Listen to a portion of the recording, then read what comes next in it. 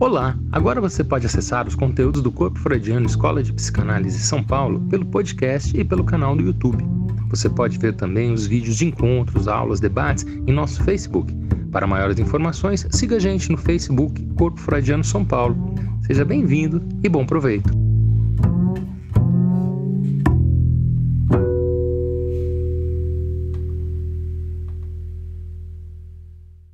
Boa noite a todas e a todos, bem-vindos aqui ao Facebook do Corpo Freudiano de São Paulo, ao seminário de leitura do Corpo Freudiano, e esse ano nós estamos dedicando aos conceitos fundamentais da psicanálise.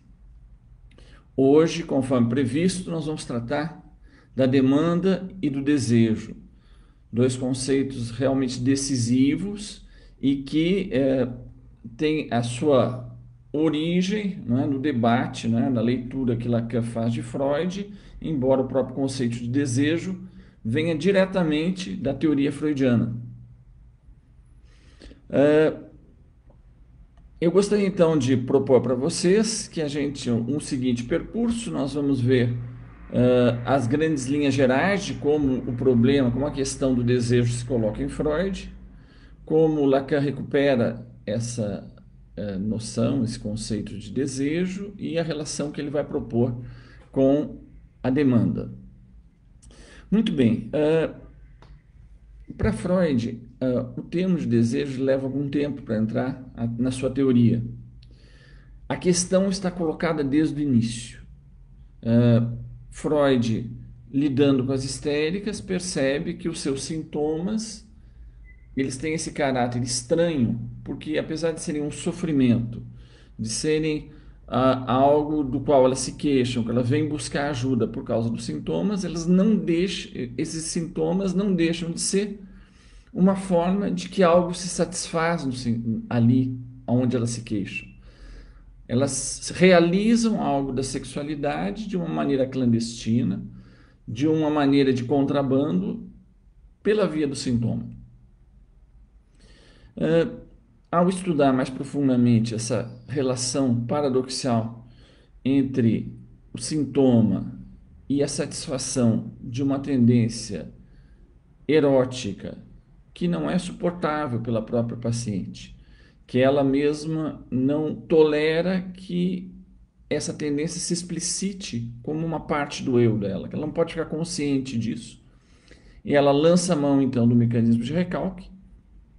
O recalque, essa verdrengo, essa dranga, essa força, esse ímpeto que abafa dentro dela própria tudo que tem a ver com a emergência desse clamor de realização de algo que ela vê como incompatível moralmente, eticamente, esteticamente com o que ela reconhece como sendo o seu eu e aplica então uma força contra isso. Então, desde o início tem essa noção de conflito psíquico, o sujeito em luta contra si mesmo.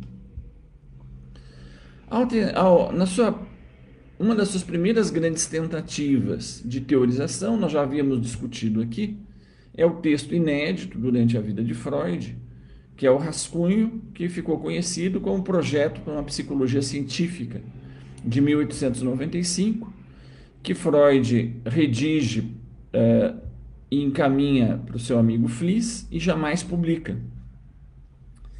E ali nós vamos ter um primeiro elemento importante e que depois vai ser resgatado por Lacan.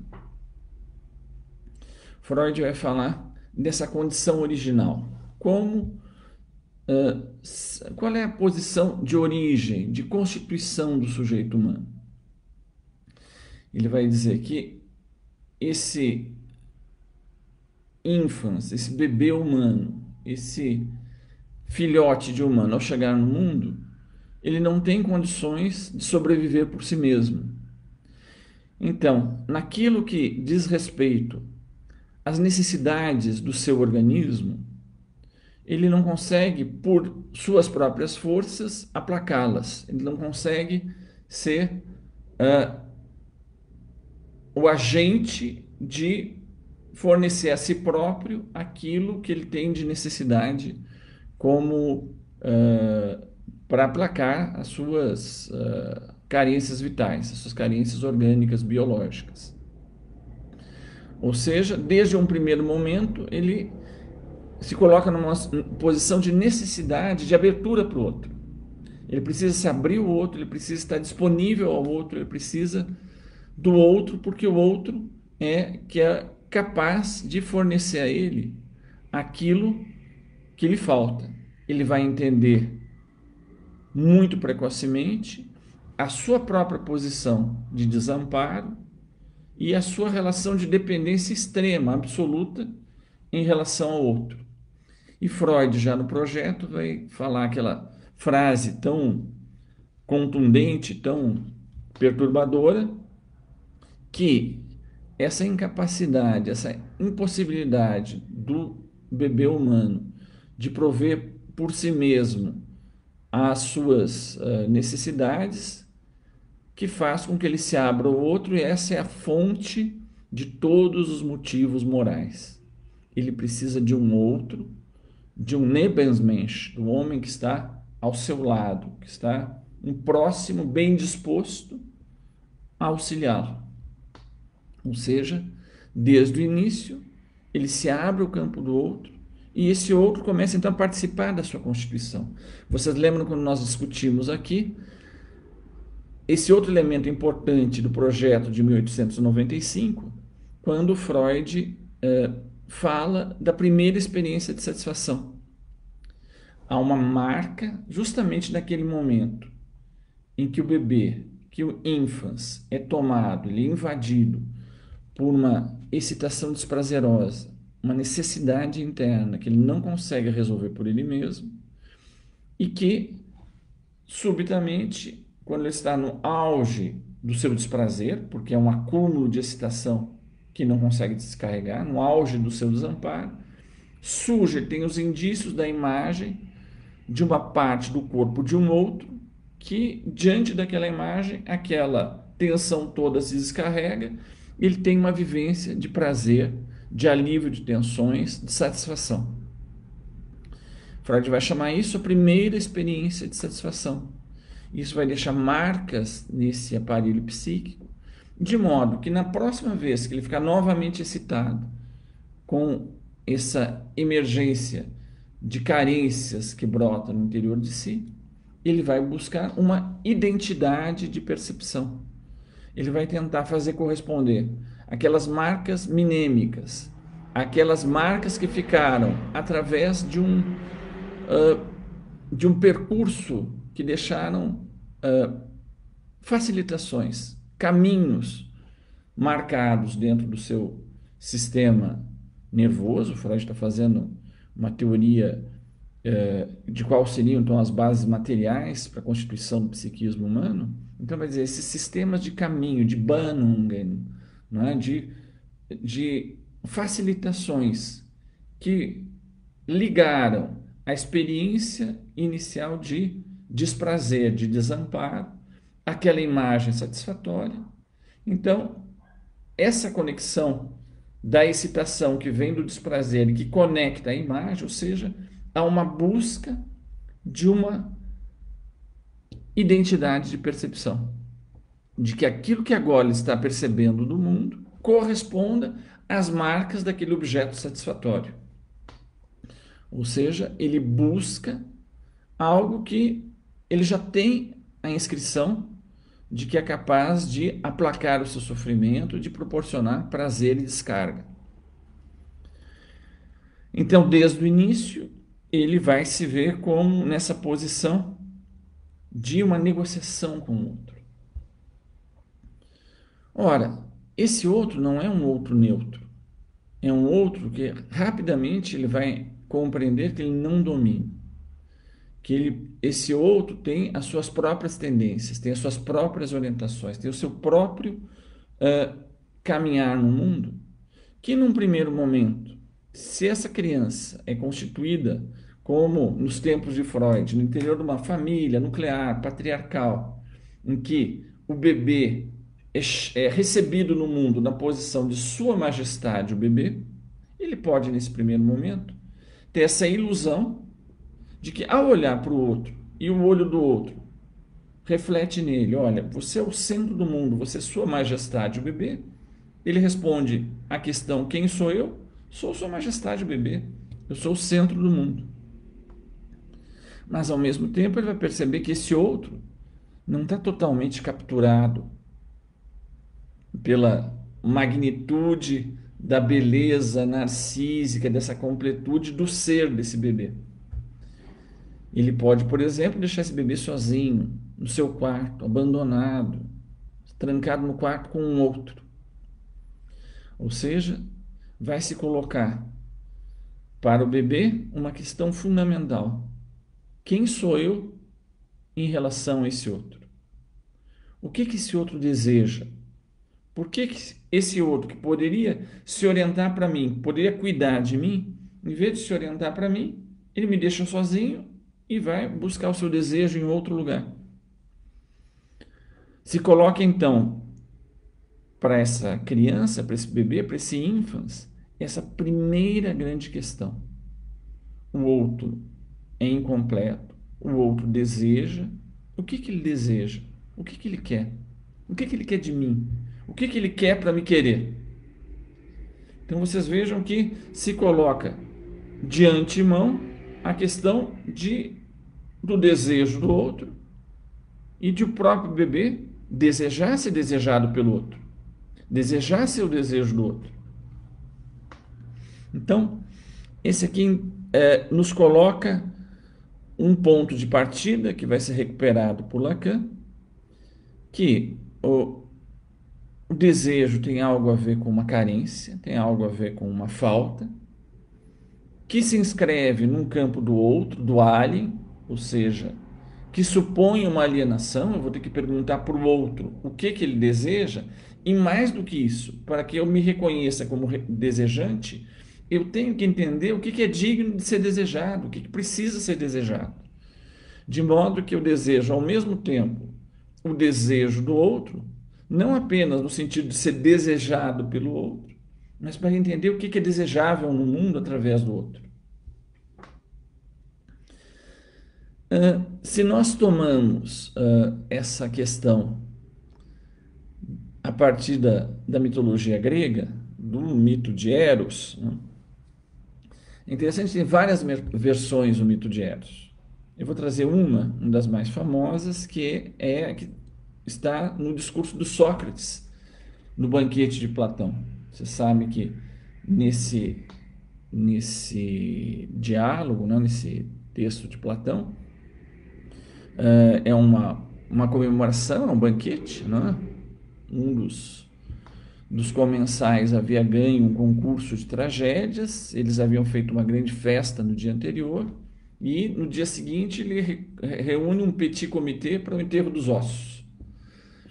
E nesse petit comité eles vão fazer um simpósio, né, que era uma tradição das elites cultas atenienses, né, de reunir para um grande banquete e se fazerem discursos, belos discursos. O tema desse discurso foi proposto como o amor, elogios a Eros, né? E Sócrates, quando toma a palavra, ele vai falar, entre outras coisas, do mito, né? Da origem de Eros. Então ele vai dizer que Eros nasce, ele é filho, né, de Poros e Pênia, que também num banquete se encontram. Poros, né, a abundância, né, a riqueza, que num embriagado de néctar, ele está meio fora de si, e ele vê do lado de fora a pênia, a penúria, a carência. Ele cai e carência aproveita para copular com Poros. E dessa cópula da abundância com a carência nasce Eros. Por isso que Sócrates vai dizer que Eros, diferente das representações que se costuma fazer, ele tem uma aparência de pobre, ele tem uma aparência suja, ele tem uma aparência carente, apesar de ser um deus exuberante. Porque ele embute ao mesmo tempo aquilo que que sobra, aquilo que festeja, aquilo que inunda o mundo de sentido, mas que tem como mãe a carência, a pobreza, a falta. É interessante lembrar que em outras versões, né, Eros é um dos três Erotes, né, são os três irmãos. Eros tem como irmãos Potos, que é o desejo nostálgico. Eros é o desejo que dá vida e erotiza o mundo. E Ímeros, que é o desejo incontrolável, a paixão ardente, o desejo sexual. No mito do nascimento de Afrodite, às vezes Eros aparece como filho de Afrodite, mas numa das versões do mito do nascimento de Afrodite, quando Cronos castra Urano, joga o seu pênis castrado no mar, cai perto da ilha de Creta, perto da ilha de Creta, né, de Chipre, nas costas ali da Grécia, e da espuma do pênis, do sêmen de Urano castrado, brota a figura de Afrodite, que é recebida por Eros e por Ímeros, pelo grande amor e o amor erótico, ardente, sexual. Então vocês vejam que essas duas dimensões parecem tão embutidas. O amor, enquanto aquilo que é buscado no desejo, que passa pelo campo do outro, e esse amor ardente que faz que, sem limites, o sujeito se lance em busca da satisfação erótica. Então a gente vê aqui essa amarração inesperada do campo do desejo com o campo da pulsão.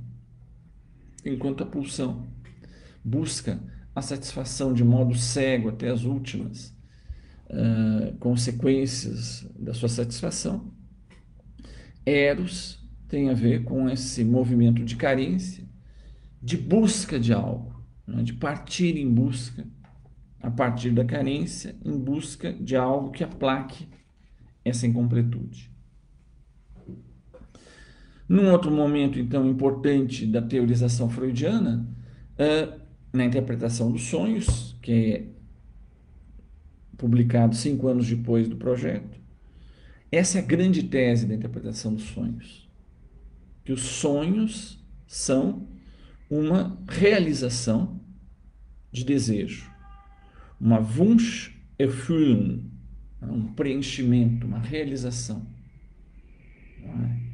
Algo se realiza nos sonhos, mas é uma realização disfarçada, é uma realização que ela sofre um processo para não ser reconhecida na sua forma crua.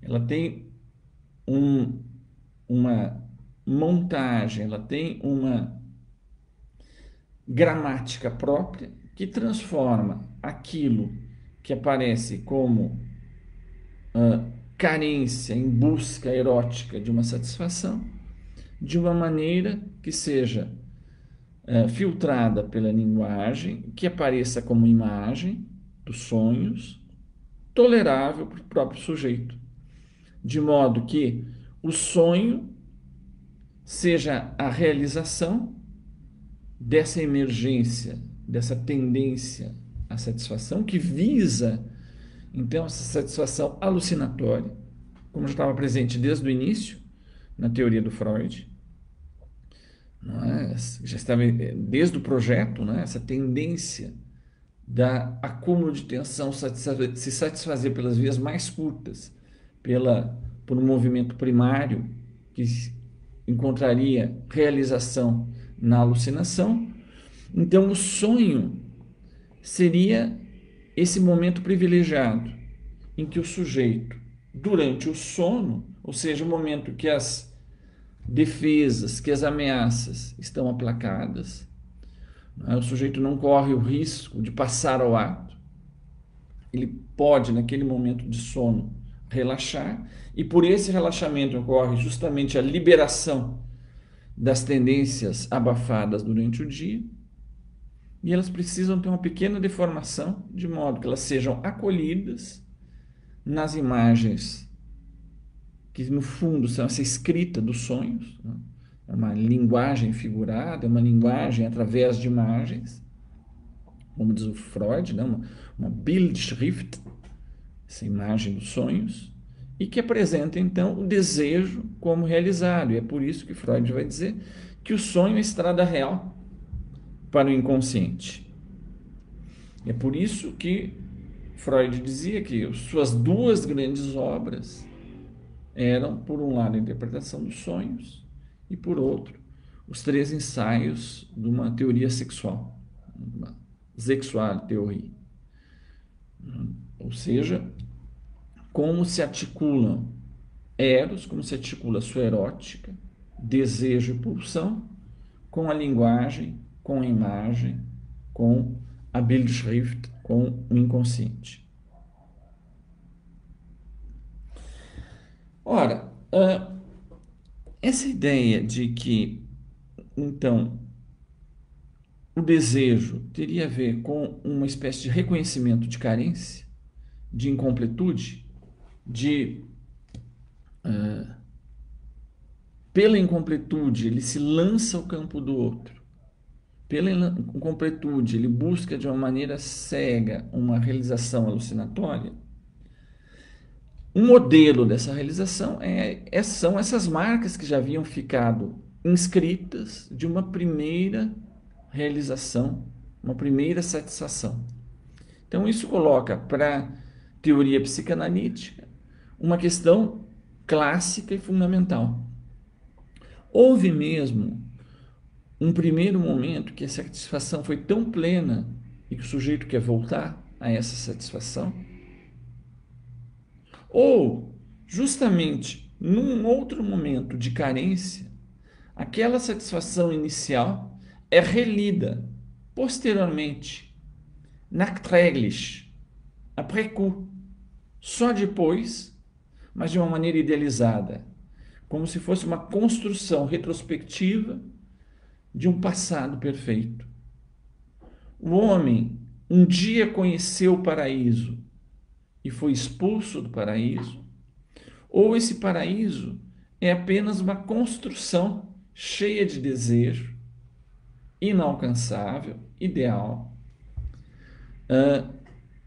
que constituiria uma primeira orientação de algo que, de certa maneira, estaria lá no passado, já inscrito, já conhecido de certa forma, mas que nunca aconteceu, que nunca ocorreu.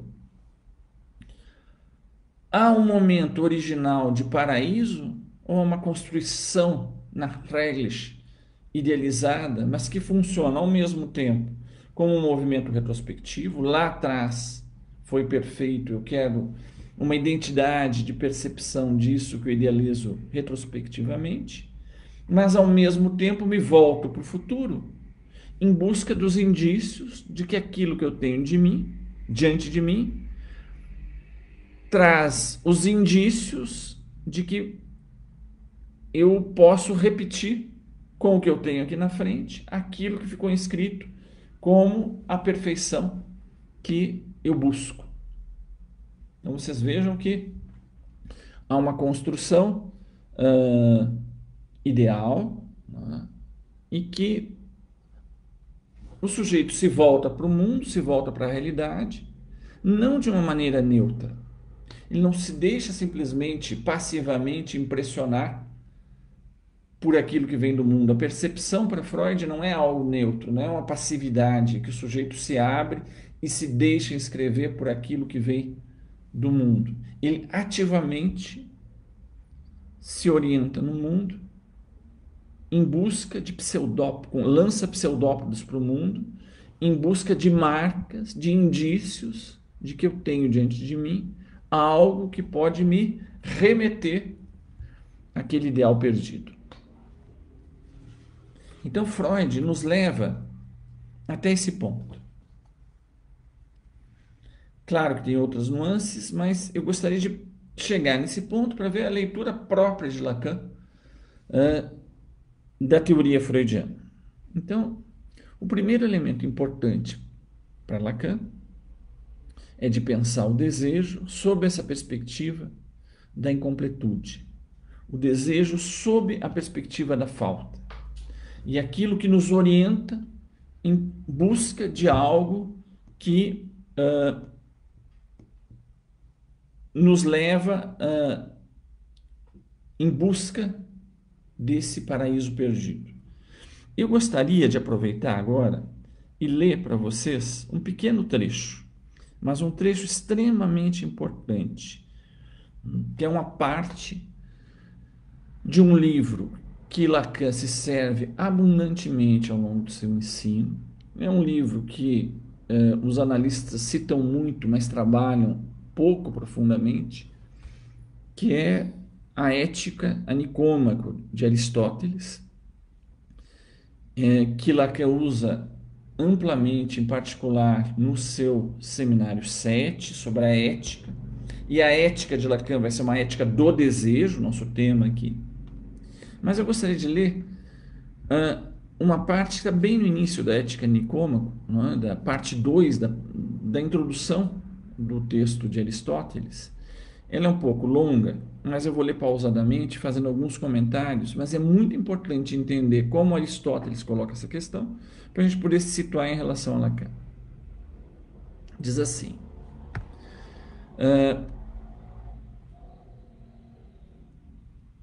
se, pois, para as coisas que fazemos existe um fim que desejamos por ele mesmo, e tudo mais é desejado no interesse desse fim, ou seja, se deseja algo e nesse desejo se busca algo, esse desejo visa um fim.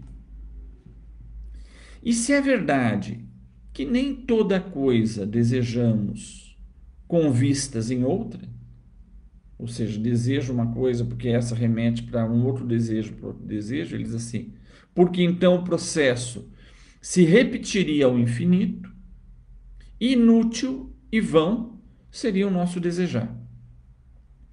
Evidentemente, tal fim seria o bem, ou antes, o bem supremo, o sumo bem. Então, Lacan desenvolve essa parte amplamente no seminário sobre a ética. Na Ética de Aristóteles, o desejo visa, em última instância, o seu fim. E o seu fim é um fim absoluto, é o bem supremo, aquilo que lá onde aquilo que nos falta se realiza. Ele deixa de faltar. Esse seria o bem supremo. Aí continua essa passagem. Mas não terá o seu conhecimento porventura, ou seja, conhecer então qual é o bem supremo, qual é o sumo bem, aquilo que se visa com o desejo, não terá grande influência sobre a nossa vida, ou seja, conhecermos aquilo que se busca no final do desejo? Olha a expressão que ele usa aqui, o Aristóteles. Semelhantes a arqueiros, que têm um alvo certo para a sua pontaria. Não alcançaremos mais facilmente aquilo que nos cumpre alcançar? Então, olha o que ele diz. Então, é importante para Aristóteles saber o que se visa no alvo do desejo, porque a gente pode visar com mais precisão e entender quando que se realizou. E a metáfora que ele usa é do arqueiro que lança a seta de uma maneira mais precisa quando ele vê claramente o alvo. É importante ter isso em mente, porque quando Lacan, no seminário 11, se vocês lembram do esquema que ele faz para a pulsão, em que a pulsão se lança para o alvo delimitado pelas bordas da zona erógena, em busca no interior desse alvo de um objeto que realizaria um fim supremo, ele sempre erra o alvo. E esse errar o alvo faz com que esse circuito se relance. Mas no Aristóteles é diferente, porque ele diz que é importante saber o bem supremo. Porque assim a gente, como arqueiro, acerta na mosca, faz o alvo. Ele continua. Se assim é, esforcemo-nos por determinar, ainda que em linhas gerais apenas, o que seja ele e de qual das ciências ou faculdades constitui o objeto. Ninguém duvidará de que o seu estudo pertença à arte mais prestigiosa e que mais verdadeiramente se pode chamar a arte mestra. Então, qual é essa arte das artes? Ora, a política mostra ser dessa natureza, pois é ela que determina quais as ciências que devem ser estudadas num Estado, quais são as que cada cidadão deve aprender e até que ponto. E vemos que até as faculdades tidas em maior apreço, como a estratégia, a economia e a retórica, estão sujeitas a ela. Então, a gente entende melhor a relação do desejo, do alvo, da localização do sumo bem com a ética e a política. Então, Lacan vai dizer que a ética é o coração da política. A política é, na verdade, a colocação em prática, ou a tentativa de colocação em prática, para um sujeito e para um Estado, de um princípio ético. E que é a explicitação dessa ética que vai criar a política.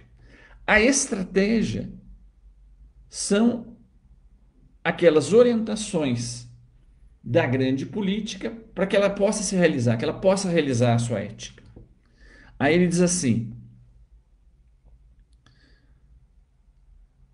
com efeito, ainda que tal fim seja o mesmo tanto para o indivíduo como para o Estado, o deste último, para o Estado, parece ser algo maior e mais complexo, quer a atingir, quer a preservar.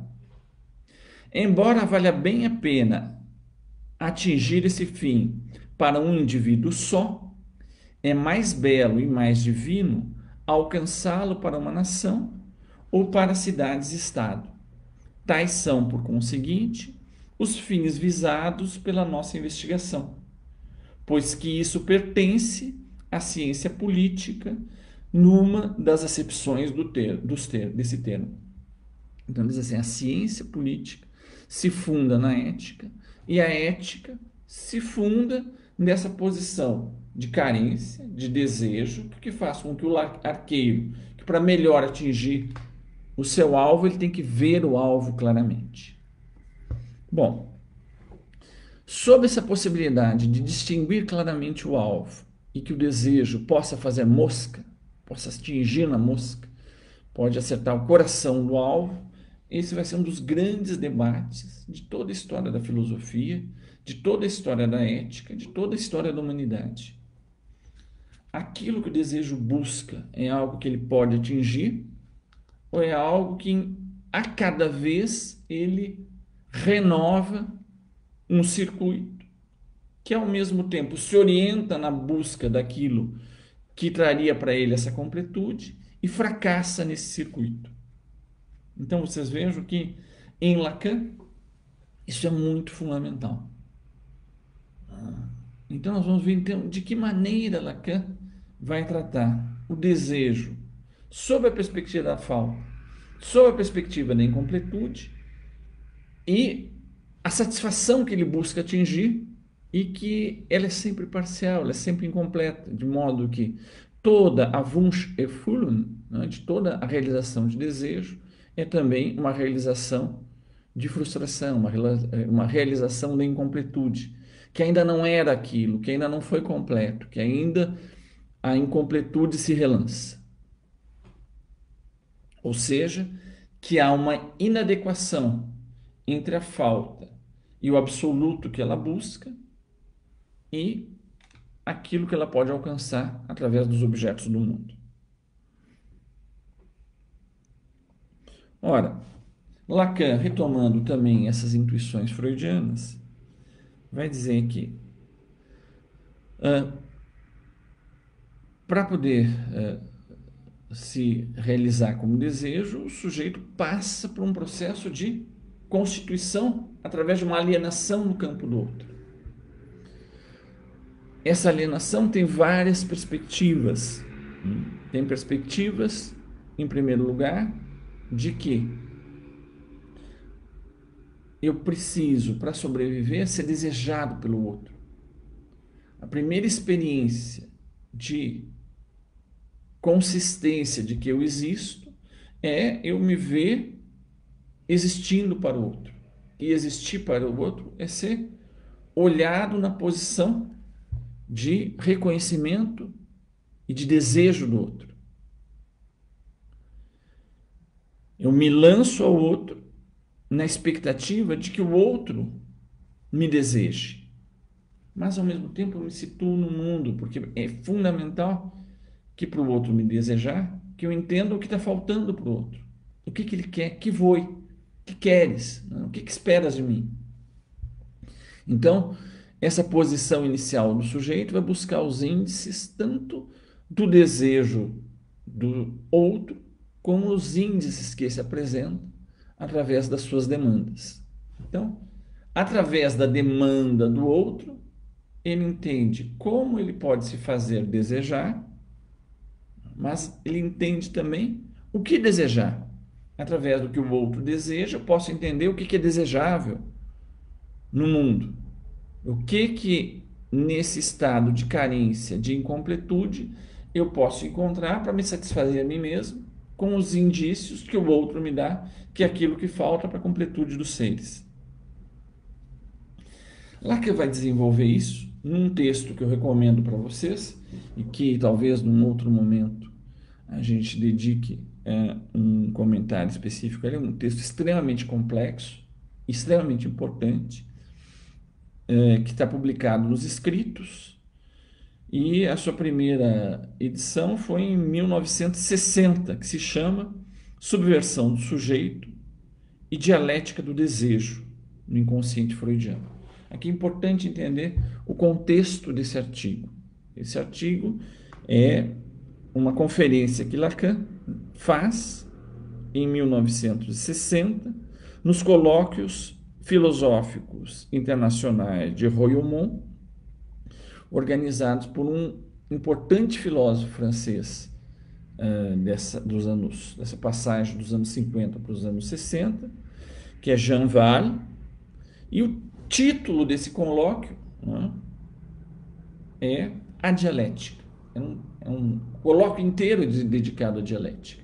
E Lacan, então, leva essa conferência sobre a subversão do sujeito e a dialética do desejo. Essa ideia da dialética do desejo. E é um colóquio de filosofia. E Lacan, então, tem uma ocasião privilegiada para expor a sua própria leitura das tensões entre a questão do desejo em Freud e em Hegel. E fazer, a partir daí, a sua própria tomada de posição face ao desejo. Eu vou resumir de uma maneira meio brutal, apenas para a gente poder situar os termos que Lacan vai avançar nessa questão. Como vocês sabem, então, para Hegel, o real é racional e o racional, correlativamente, é o real. E que todo movimento do espírito é um movimento de poder transformar em saber o real. Porque, em última instância, todo o real é racional. E a apropriação dessa racionalidade pelo espírito é o saber. E que o objetivo, então, de todo espírito é um saber absoluto. De modo que todo o real, que é racional, possa ser incorporado no espírito pela via do saber. A ideia, então, da Aufhebung tem a ver com esses movimentos dialéticos do espírito, que a cada tese confrontada à sua antítese, ela faz ao mesmo tempo a assimilação, a superação e um salto num outro patamar de instabilidade, ou seja, essa tensão entre a tese e a antítese, essa incompletude, essa necessidade de se voltar como incompleta numa vertente em busca de um saber absoluto, que é um movimento, é a mola, é o clinamen que coloca a história em movimento. Então, Lacan diz que a verdade está em constante reabsorção naquilo que ela tem de perturbador, não sendo nela mesma, senão o que falta à realização do saber. Ora,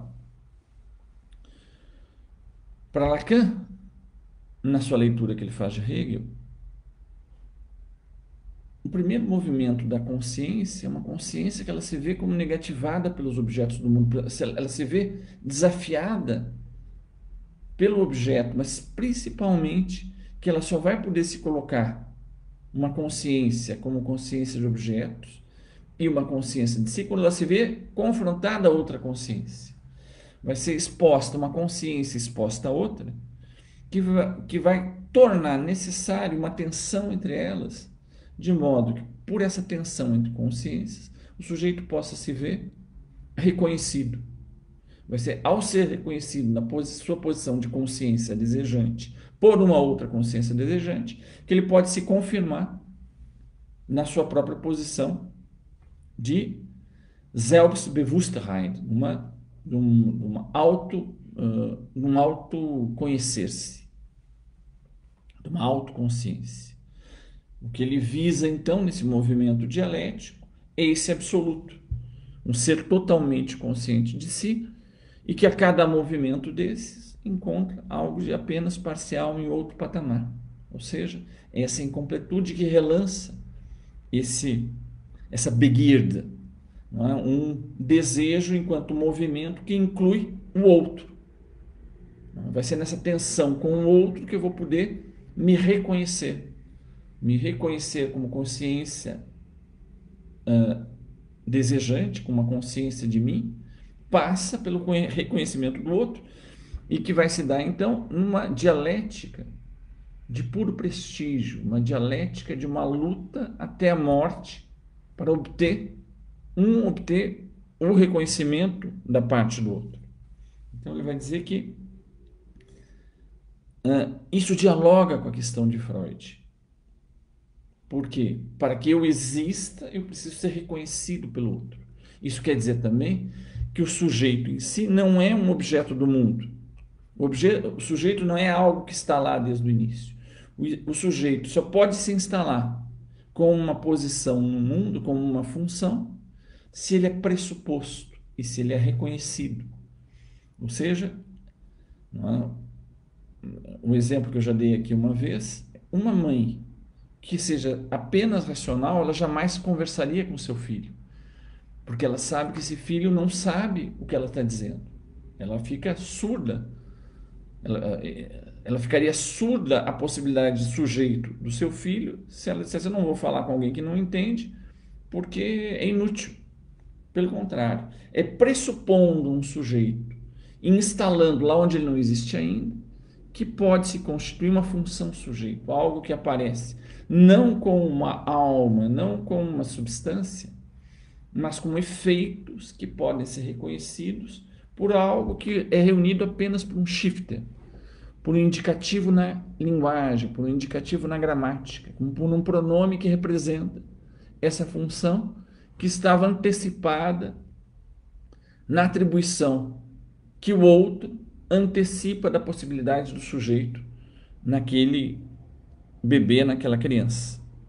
Então, Lacan vai utilizar isso para pensar a possibilidade da constituição do sujeito humano. Ele é antecipado na hora que ele é pressuposto e as suas manifestações são reconhecidas como sendo as manifestações de um sujeito desejante que não é objetivado numa consciência ou numa alma, mas apenas num shifter, numa marca na gramática que diz: brotou de uma instância sujeito essa manifestação. Então o sujeito é sempre suposto nessa leitura lacaniana.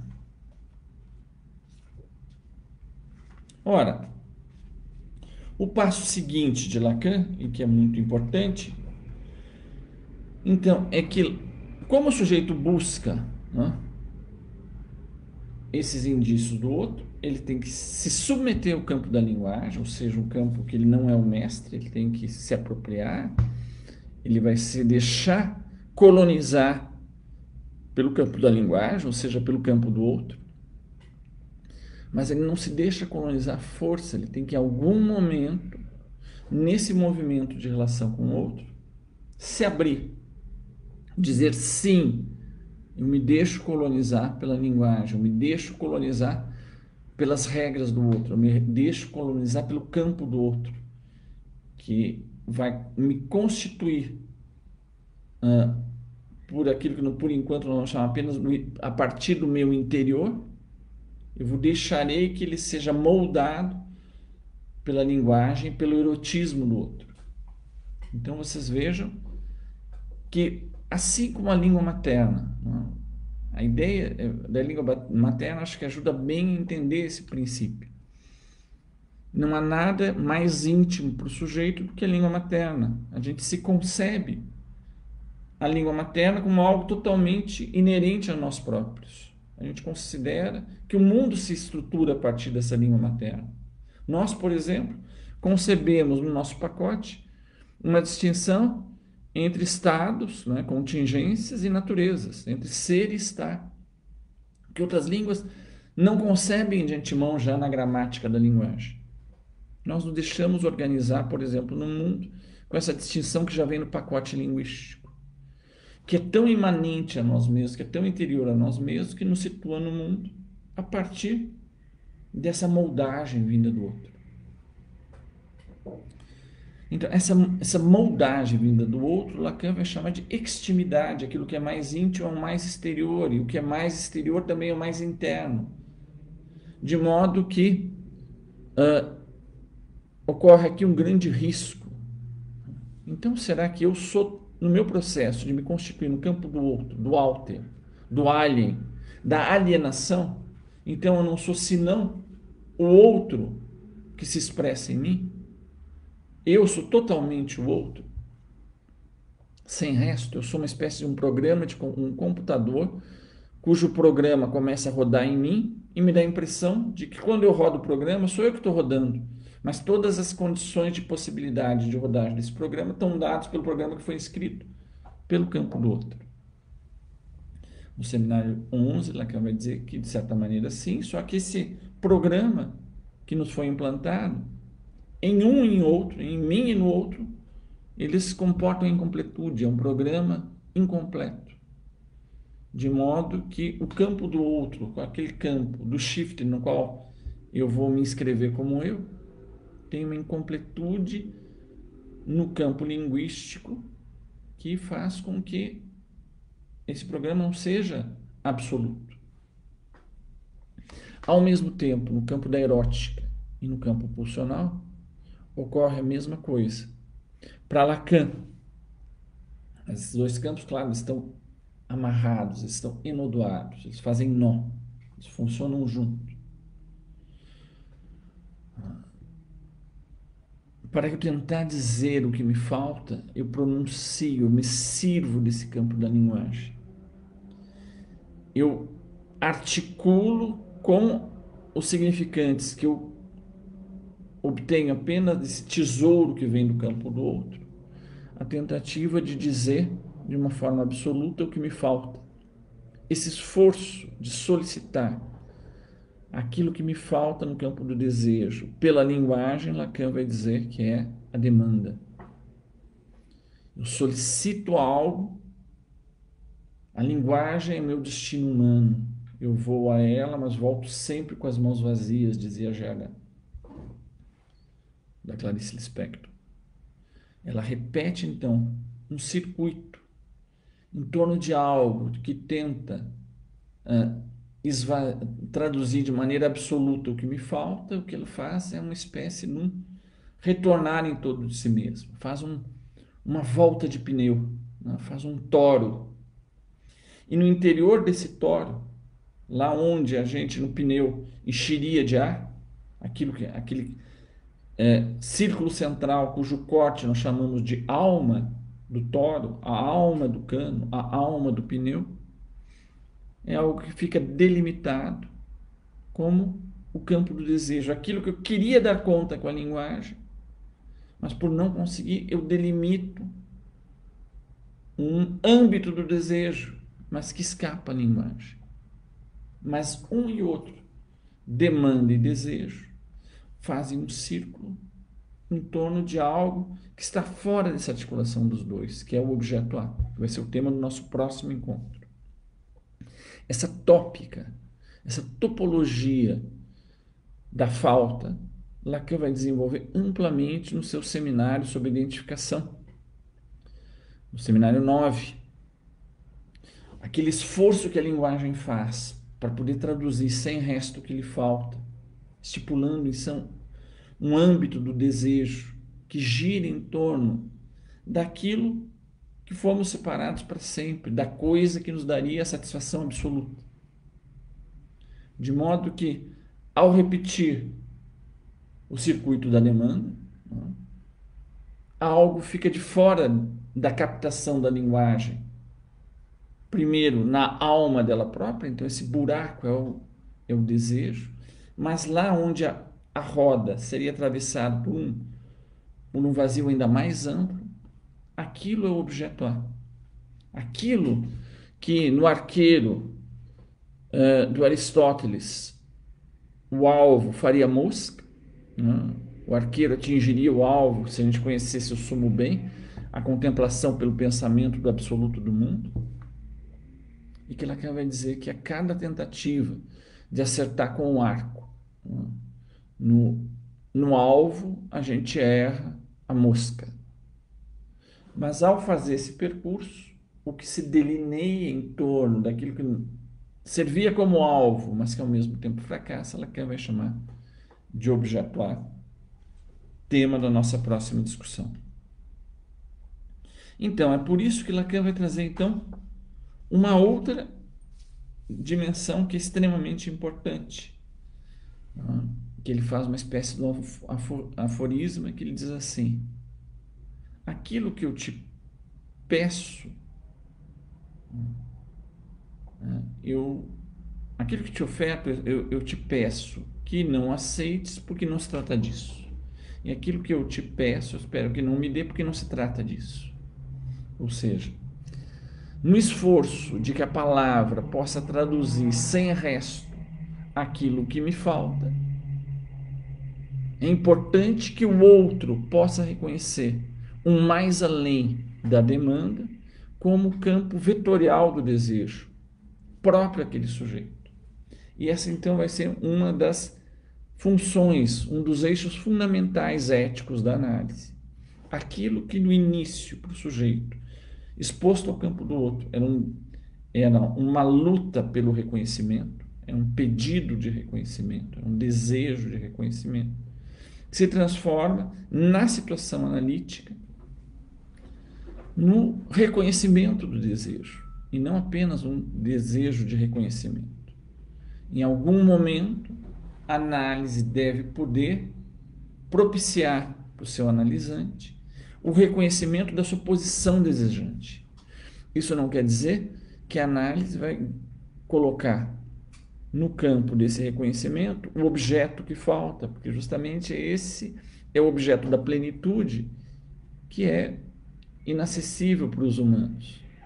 Nós miramos no absoluto e encontramos apenas o possível da linguagem, apenas aquilo que é alcançável no campo da linguagem, não apenas uma linguagem ordenada pragmaticamente, utilitariamente, eis o meu alvo, e se eu atingir o alvo utilitário do mundo, eu já posso pelo menos resolver os problemas pragmáticos do mundo, mas algo que reconheça que mesmo eu atingindo o fim utilitário, o que eu viso é algo que está mais além.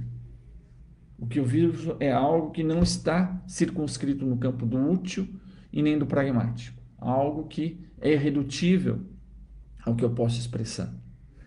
É redutível e tem a ver com ao mesmo tempo, no campo do sonho, uma imagem que é sempre evanescente, mas que promete uma realização e que ela sempre desaparece na hora que essa realização se coloca. Ela sempre é fluida, porque ao tentar captar a sombra com luz, a luz faz desaparecer a sombra. Por fim, e então eu gostaria então de concluir por aqui essa introdução, essa tensão entre a demanda e o desejo, colocar um elemento central no pensamento do Lacan, que eu já trouxe algum elemento para nós começarmos a pensar, o desejo como fundamento da ética da psicanálise. Como você sabe, no seminário 7, a referência principal que Lacan vai trazer para expor essa dimensão ética do desejo, claro, ele já trabalhou lá com a ética a Nicômaco no início desse seminário, mas ele termina com um grande comentário sobre a Antígona de Sófocles. A Antígona que se situa entre duas mortes. Ou o seu irmão, ele morre, o Estado declara que como ele morre como um traidor do Estado, então ele vai sofrer a maior pena, a maior humilhação que o Estado pode colocar, tanto no mundo dos humanos como no mundo dos deuses, que é que ele não receba os serviços fúnebres. E se ele não recebe os serviços fúnebres, se ele não é homenageado, se ele não passa pelo ritual, ele fica um cadáver em sepulcro, ele não pode nem mais habitar o mundo dos vivos, nem dos mortos, nem dos deuses. E Antígona não coloca em questão se seu irmão havia traído o Estado ou não. A questão para ela é, ainda que o Estado veja nele um traidor do Estado, que mereceria a punição de ser deixado em sepulcro, ele já está morto, tem uma outra morte, que é a morte dele e a minha, se eu, na minha posição de irmã, não realizar o meu dever de irmã, que é de enterrar o meu irmão. Se eu realizar o enterro do meu irmão, eu mesmo morrerei. Então, ela fica prisioneira entre duas mortes. Então, a questão de Antígona não é uma questão utilitária, não é uma questão prática, não é uma questão que possa se resolver com uma administração do mundo. Ela não se coloca nem por um lado nem por outro, como simplesmente uma construção linguística de um problema que pode ser resolvido no campo mundano. Ela tem que tomar uma posição ética, e ela toma uma posição ética em sintonia com o próprio desejo. Ela enterra o irmão, mas ao enterrar o irmão, ela é condenada pelo Estado e ela própria vai morrer. Então, a Antígona, apesar dessa posição de miserável, ela vai ser sepultada viva, vai ter uma morte terrível, mas uma morte na qual ela vai estar habitando o seu próprio desejo, ela vai estar em coerência não com um bem supremo, nem com um dever absoluto, não com uma lei moral absoluta, nem com um compromisso universal. Ela vai estar em sintonia com algo que é o que mais singulariza, que é a sua posição desejante. E essa posição desejante, levada às últimas consequências na tragédia, é a posição de que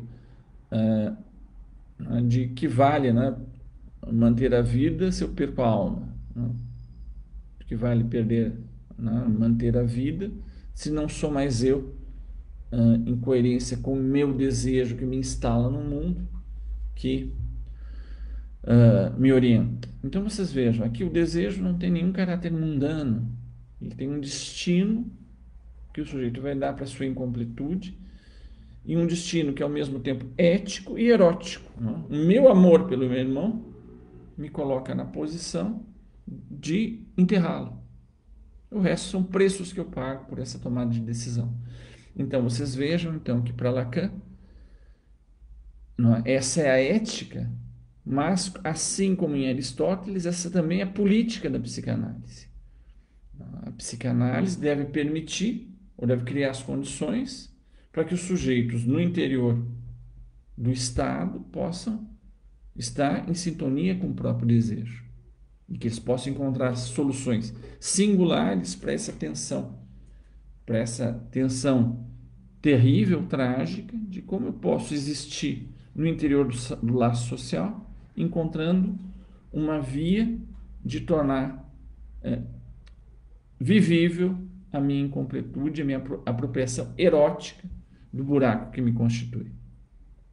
Eu vou parar por aqui, vou agradecer para vocês terem me acompanhado por esse tempo e vou me colocar então à disposição das questões de vocês para que a gente possa conversar durante algum tempo ainda sobre essas grandes linhas que eu trouxe para vocês como inspiração aí para leitura da questão da demanda e do desejo em Freud e Lacan. Eu vou acompanhar aqui nas perguntas que os meus amigos, os meus colegas, né, a Amanda Riso, né, o Gustavo Fernandes, que estão na retaguarda, e o Luiz Carlos Petri.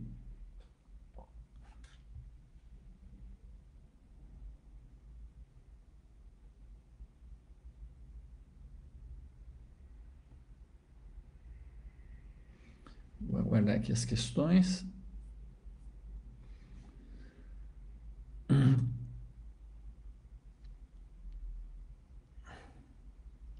Vamos começar pela a última, que é a Maria Clara Mattioli. Ela diz assim: fico pensando em todas essas crianças abandonadas que vivem na rua, que ninguém tem condições de dar essa bagagem psíquica e que só podem se transformar em seres destroçados, violentos. Claro que existem exceções, não é? Então,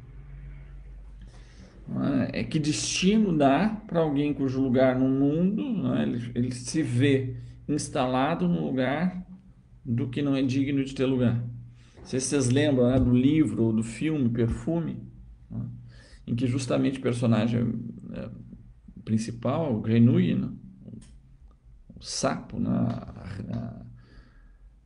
o sapinho, né, a mãe é uma mulher muito pobre, miserável. Quando nasce o bebê, ela joga no lixão.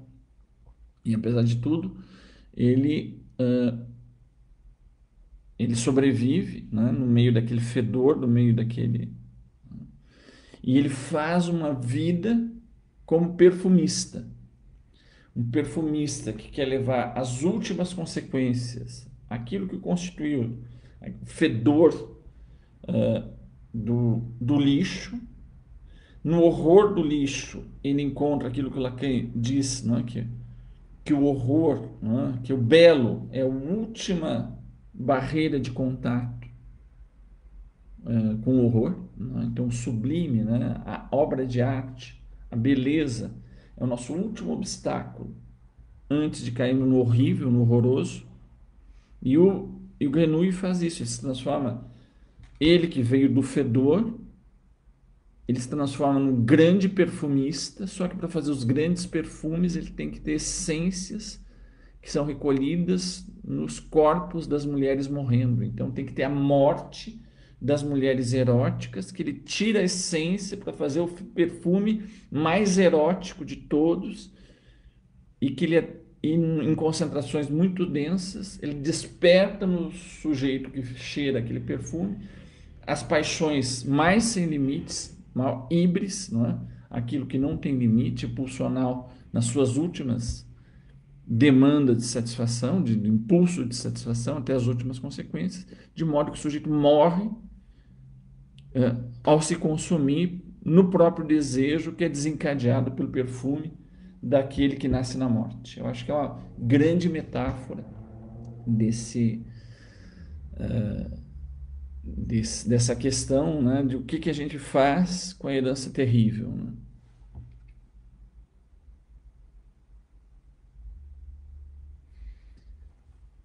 Aí a Celi pergunta, então, e a impossibilidade de velar nossos mortos nesses momentos, né? Então nesse momento que nós estamos atravessando, né, uma epidemia de Covid, e que frequentemente o sujeito precisa ir para a UTI sem acesso aos familiares, sem poder se despedir e sem ter contato. É muito interessante, né, porque na Unicamp nós tivemos na semana passada uma conferência de um colega dos Estados Unidos. Essa conferência vai ficar disponível, ela foi gravada, em breve vocês encontrarão no site do Lapsus. Em que ele conta experiências que eles fizeram lá, mas que a gente faz aqui também, está fazendo muito no Unicamp, depois vocês terão oportunidade de ver, de como se pode criar dispositivos de alguma maneira se estar junto lá. Né? Ele mostrava, por exemplo, ele levou um vídeo, né, de um paciente entubado que gostava muito de música, ele estava morrendo. Então o médico avisa para ele, para a família, que eles vão ter um momento de se despedir. O paciente está meio confuso, mas ele gostava muito de música. Então eles trazem um tablet, a família se reúne, um dos membros da família começa a tocar junto com a família, todos a cantar a música que era mais marcante para aquele homem, e aquele homem em coma começa a chorar. E ao mesmo tempo aquilo permite uma despedida entre eles. Né? Então tem algo de, ao mesmo tempo, de horrível, de sublime, né? E que mesmo nas situações mais extremas, né, a poética pode dar espaço a uma criatividade.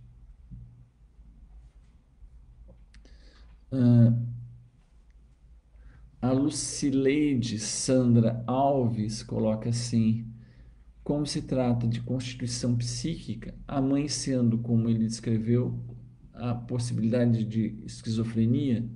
Bom, a esquizofrenia é uma situação psicopatológica extremamente complexa, que evidentemente a gente não vai reduzir a uma relação objetiva com a mãe, mas tem algo da dimensão psíquica da esquizofrenia, dessa impossibilidade justamente da separação, né, do sujeito naquele momento de alienação total no campo do outro, não encontra no próprio campo do outro aquela separação, aquela castração que permitiria que ele se distinguisse daquele que o constituiu. Vocês peguem, por exemplo, a Psicose do Hitchcock, mostra bem. Né? O Norman Bates, ele fica não só grudado, mas totalmente identificado à mãe, mesmo já morta. De modo que se constitui, ele se transforma na própria mãe. De modo, vocês lembram que um dos momentos que desencadeia a crise de loucura dele é no momento que ele começa a desejar uma mulher. E é ali que ele se vê a mãe chamando, dizendo que ela não pode, que ele não pode abandoná-la, num estado alucinatório. Então, em que momento a gente permite que o outro se separe, que o outro parta, que o outro vá embora? Não é? É interessante que no livro do Êxodos, né, na praga, né, dos sapos, o que é dito, né, para o faraó, né, é que ele deve permitir que eles vão embora. E se você não permitir que eles partam, eu vou punir o Egito com uma peste de chuva de sapos. Quer dizer, faz parte da lei que seja tolerável e permitido que o outro vai fazer o seu próprio caminho. Então, isso está escrito, né, na linguagem bíblica como um mandamento de Deus. Né? Deus que faz o corte, que impõe a separação, que impõe o êxodo, que impõe que o sujeito vai fazer o seu próprio caminho.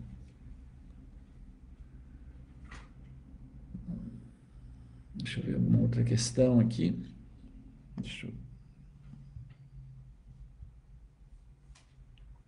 A Sabina Quiroga Mosquera diz assim: você poderia repetir o que disse quando falou do desejo em relação à demanda do outro? Algo mais ou menos assim? E a Lucileide: você poderia falar da diferença entre desejo e demanda? Bom, então essas duas questões aqui elas estão próximas, né? Talvez estejam me dando a chance assim, de ser mais claro em algo que aparentemente não ficou tão claro. Enquanto a demanda, desejo e demanda se constituem numa relação dialética um com o outro. O desejo tem a ver com um estado de incompletude. Esse estado de incompletude só existe em seres marcados pela linguagem. É porque eu sou marcado pela linguagem que eu aspiro a algo que eu jamais vou conseguir encontrar. Que é uma marca de um absoluto, de uma satisfação sem resto, que é de algo que me coloque numa espécie de desfrute do todo, como Deus desfrutaria do todo, não é? O gozo que nós supomos a Deus de usufruir plenamente de tudo que existe, do que não existe, esse está proibido para nós. Na Bíblia, a condição humana é uma condição de um desejo que é praticamente imposto, seduzido por Deus. Diferentemente de nós, Adão e Eva já estavam no paraíso. A gente sonha com o paraíso. Adão e Eva já estavam lá. Então não tinha problema nenhum. E Deus, vocês podem usufruir à vontade, podem desfrutar de todo o paraíso. Vocês só não podem comer do fruto daquela árvore que está no centro do paraíso, porque esse só eu posso conhecer, só eu posso ter. Ora, Adão e Eva já estavam no paraíso, mas bastou Deus, com a linguagem, proibir o acesso ao fruto da árvore do centro do paraíso, que ele desperta a concupiscência de Adão e de Eva. Então vocês vejam, a lei de Deus não é algo que produz, não é algo que proíbe o desejo. É a interdição que faz com que o desejo se torne concupiscente, se torne absoluto. Tem um mais além do paraíso que eu busco alcançar, uma completude absoluta, que eu suponho a Deus. Eu me lanço aquilo que é proibido, porque eu suponho que atrás do proibido está o absoluto. Então, o desejo tem a ver com essa incompletude, tem a ver com os seres da linguagem. A demanda, então, como eu me coloco numa posição de incompletude, de que algo me falta, mas eu não sei dizer o que me falta. A demanda é essa tentativa de me servir do campo da linguagem para traduzir na palavra e talvez na poética aquilo que me falta. De endereçar isso ao outro. De endereçar isso ao outro porque eu quero que ele me reconheça como desejante, mas eu também quero tentar traduzir sem resto o que me falta porque eu quero alcançar. Como na prescrição lá da Ética Nicômaco. Se eu consigo formular claramente o bem absoluto, o supremo bem, o arqueiro consegue acertar o alvo. O que Lacan diz é que justamente a gente não consegue formular sem resto o supremo bem. A gente consegue se orientar por algo que tem a ver com um vazio, que não é... os vazios não são equivalentes. As incompletudes não são equivalentes, elas dão uma orientação para cada um no mundo. Cada um vai se orientar pelo seu próprio vazio, mas à medida que ele tenta formular, algo permanece como não dito, algo permanece como resto, algo permanece como objeto A, aquilo que resta nos meus esforços de traduzir com a linguagem a minha incompletude. Então, o desejo tem a ver com essa marca do ser de palavra, que se vê exposto à sua incompletude, e a demanda, as tentativas que o sujeito tem de formular o que é isso que me falta, de modo que eu possa tentar obter no campo do dito e do mundo.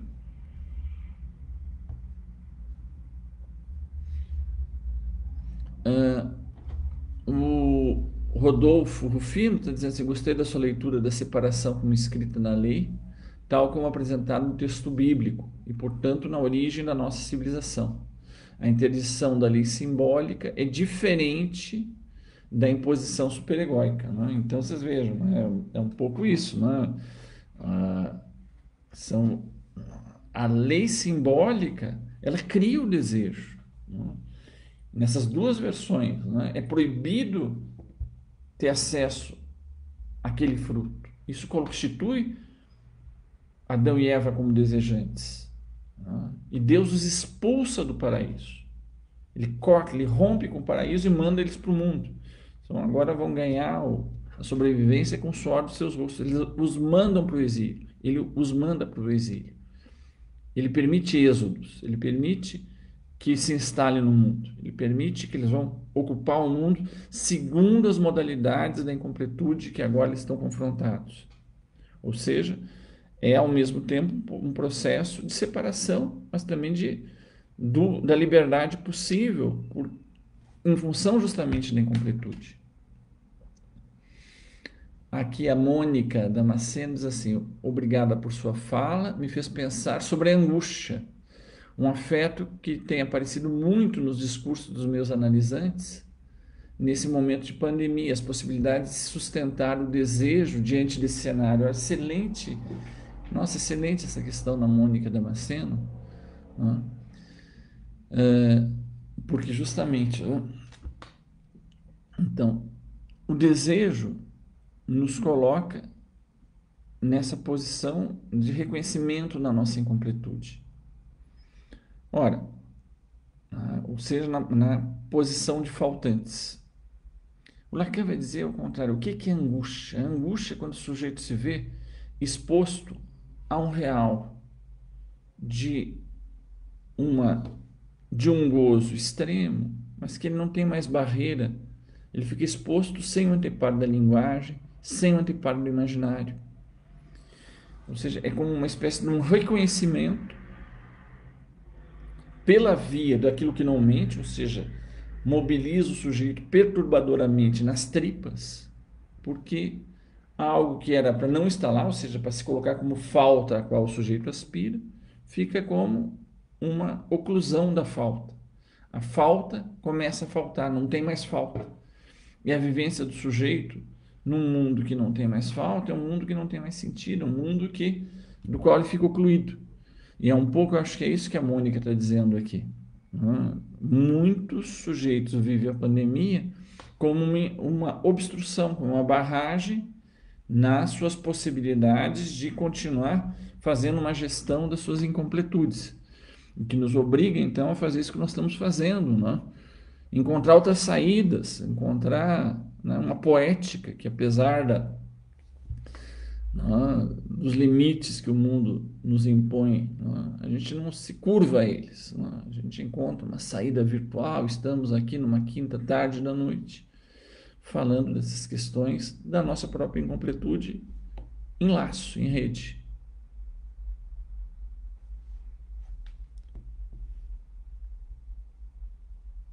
Bom, gente, acho que talvez a gente possa parar por aqui hoje. Então, eu gostaria de agradecer muito a todos vocês por terem acompanhado até aqui.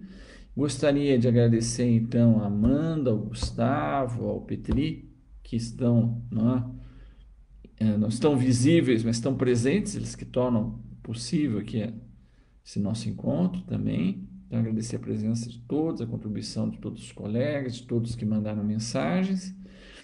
E gostaria de convidar todos de visitar a nossa página no Facebook do Corpo Freudiano de São Paulo, no Lapsus da Unicamp, e convidá-los também para a semana que vem.